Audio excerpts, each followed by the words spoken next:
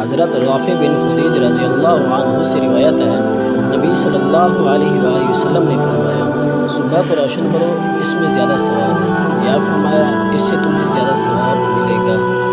حضرت جابر بن سمرہ رضی اللہ عنہ سے روایت ہے کہ نبی صلی اللہ علیہ وآلہ وسلم ظہر کی نماز اس وقت ادا کرتے تھے جب سورج ڈھل جاتا تھا۔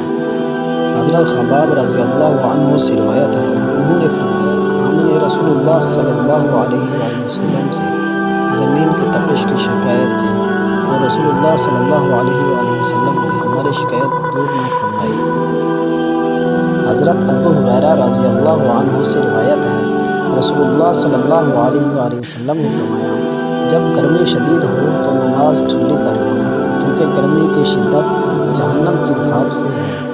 حضرت عبداللہ بن عمر رضی اللہ عنہ سے روایت ہے، رسول اللہ صلی اللہ علیہ وآلہ وسلم نے فرمایا، ظہر کو ٹھنڈا کر لو۔ حضرت عائشہ رضی اللہ عنہا سے روایت ہے، انہوں نے فرمایا، نبی صلی اللہ علیہ وآلہ وسلم نے عصر کی نماز ادا فرمائی اور ابھی میرے صحن میں دھوپ موجود تھی، ابھی سایہ دیوار پر نہ چڑھا تھا۔